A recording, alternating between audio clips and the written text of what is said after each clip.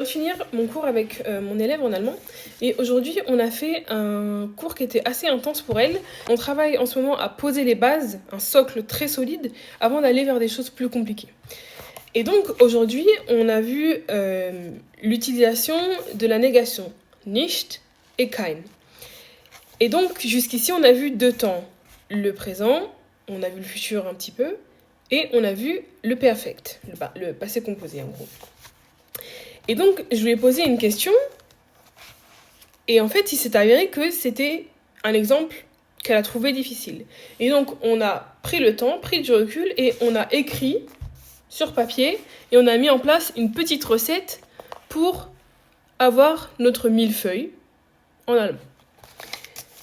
Donc, l'exemple, c'était « Hier, je n'ai pas mangé de pizza ». Et donc, on a mis en place les étapes de la recette.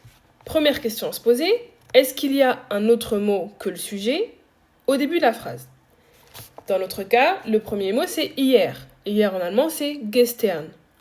Deuxième question à se poser, quel est le temps de la phrase? Dans notre exemple, le temps c'est le passé composé, le perfect. Okay?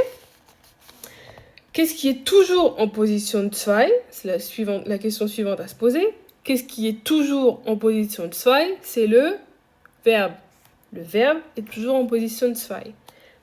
Mais ici, vu qu'on s'est posé la question du temps, dans quel temps on parle? On parle au perfect. Au perfect, il y a un auxiliaire, haben oder sein, et un participe 2, le participe passé du verbe qu'on veut utiliser.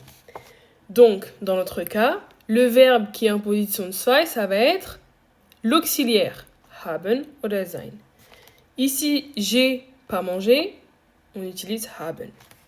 Also gestern, habe, et ensuite on met le sujet c'est moi, ich, gestern habe ich, pas de pizza, et donc ici on utilise keine, parce que le groupe nominal c'est die Pizza, ich habe keine Pizza, parce que c'est un objet, une chose qu'on n'a pas mangé, donc on utilise kein et pas nicht. Gestern habe ich keine Pizza. Et le participe 2 de essen, c'est gegessen. Gestern habe ich keine Pizza gegessen. Et voilà, vous avez votre recette pour arriver au millefeuille en allemand.